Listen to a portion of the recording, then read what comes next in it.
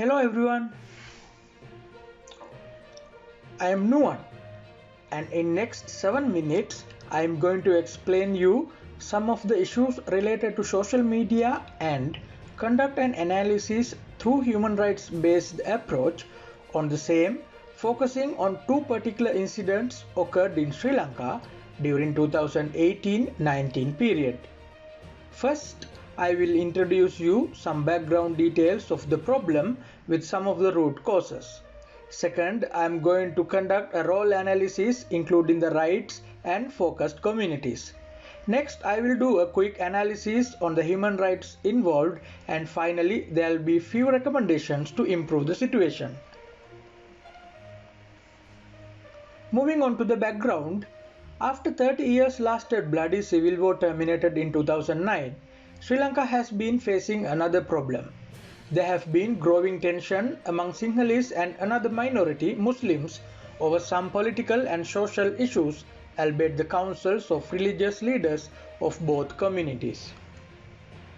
Unfortunately, growing social media community were blamestorming at each other, backed by extreme religious groups.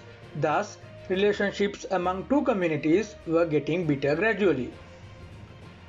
Firstly, the culmination point of the tensions was anti-Muslim riots kicked off in central province of Sri Lanka in February 2018. According to the Inspector General of Police, the incident was triggered when a Sinhalese youth was beaten to death by a drunken group of Muslim youngsters near Kandy on 22nd February 2018.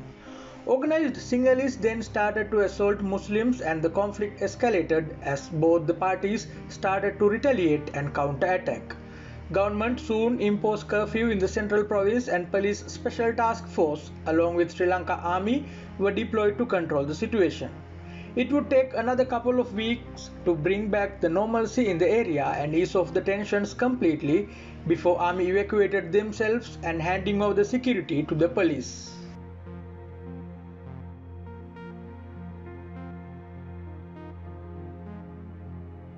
Secondly, when the infamous Easter Sunday attacks were launched by some radicalized Muslim group in 2019, there was a tension period with Sinhalese and Muslims, those who blamed each other. 3 luxury hotels in capital Colombo, 2 churches in the Colombo district and 1 church in Eastern Province were under a coordinated suicide bombing attack on 21st April 2019, resulted killings of 259 people including many foreigners.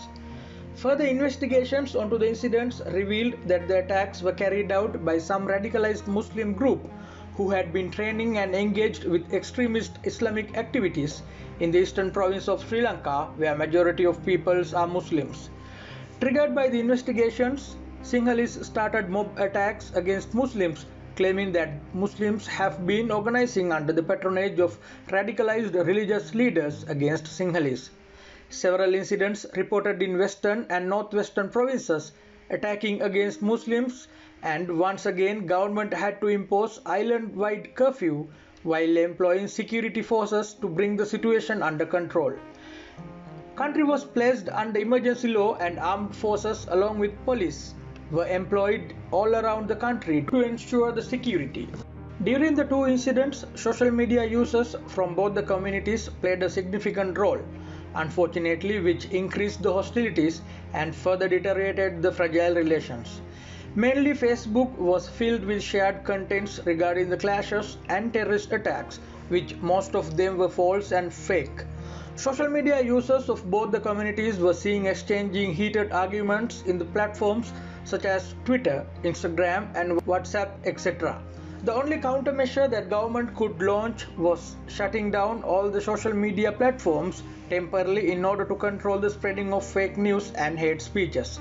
It had taken few days for government to lift the restrictions during both occasions, and that shows how influential these platforms are for conflict emergence and escalation.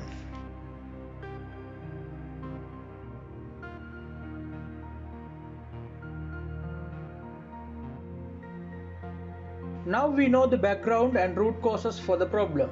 Let us now go through the role analysis of these incidents and what human rights were involved. What rights in fact were involved? Obviously, its freedom of expression through the social media platforms was denied. Moreover, people could receive the news only through the traditional news media, hence had an impact on right to information. Although Sri Lankan Parliament passed the Right to Information Act on 2016 and it provided people the privilege of right to access information, during these two events it was denied, citing the threats to national security and public order. Through the sections 14, 15 and 16 of the Sri Lankan Constitution, every citizen of Sri Lanka endorsed on freedom of expression, right to information and freedom of communication. However, during these events, government curbed those rights in the form of banning social media.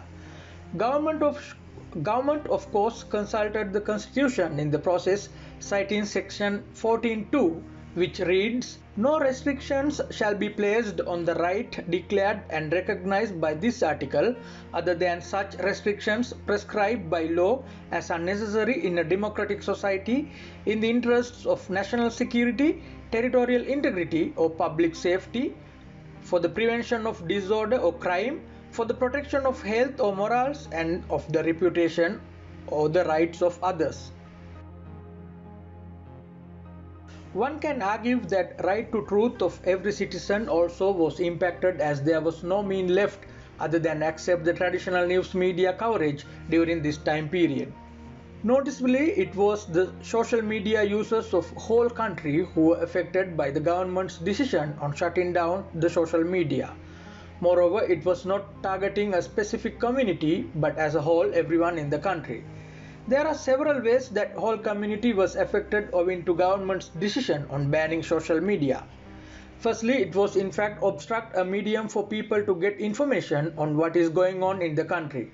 As almost all the traditional media outlets somehow had pro and anti-government sentiments, most of the people during these times were used to subscribe some independent YouTube channels, Facebook pages, Instagram accounts, etc. to receive impartial information. Banning the social media meant there were no access to those independent media platforms, thus people were denied of right to information and right to truth. Secondly, general public were again affected as nationwide internet restrictions accelerated the spread of disinformation during a crisis because sources of authentic information were left offline. There were no ways for authenticate the news they received from other sources such as print and digital media. With the lack of official information sources and clear-cut channels of communication, social media kind of was the only way for people to properly keep in touch and spread news. Thirdly, there are considerable amount of Sri Lankans who use these social media platforms to communicate with their families. Especially family members who were living outside the country had no other way of contacting their families living in Sri Lanka during those days. For those in danger and for those who want to help, not being able to contact or confirm that a loved one is safe could be devastating. Moving on to recommendations to improve situations, although most of the social media platforms included Sinhala language algorithms to detect the hate speech, there are ways to circumvent those technologies as Sinhala has many other forms of expressions. Therefore, in order to completely trace those forms, either an algorithm should be developed or more Sinhala speaking staff should be enlisted by the social media companies. However, after these shutting down incidents, Facebook reported that they have enlisted Sinhala speaking staff to monitor the hate speech. Telecommunication Regulatory Commission of Sri Lanka and the regional heads of the social media platforms should initiate dialogues on determining suitable community standards policy for the country. They should take into account the socio, political and cultural relations among Sri Lankan communities on drafting the new policy. State-sponsored awareness programs to be conducted for the user community on identifying hate speech, verifying false news and implications on sharing such news in the social media platforms. This can be initiated by the Ministry of Telecommunication and programs can be conducted even in the schools, universities and workplaces. Education programs in the forms of videos, presentations, vlogs and blogs can be disseminated through social media. Finally, public must be educated on human rights and how they should enjoy the privileges without hindering or disturbing the rights of community and other citizens. This can be done even at the high school and university levels through the community information sharing centers. This will improve the human rights literacy of a country, thus create a protected environment for all. To conclude the presentation, although some situations demand curbing the human rights of communities in order to preserve the national security and public order, preventing people from enjoying those rights should not be the primary response of any government to take control of a situation. In fact, it should be the last resort. Practice of shutting down entire swaths of the internet, which has become increasingly common around the world, can do more harm than good.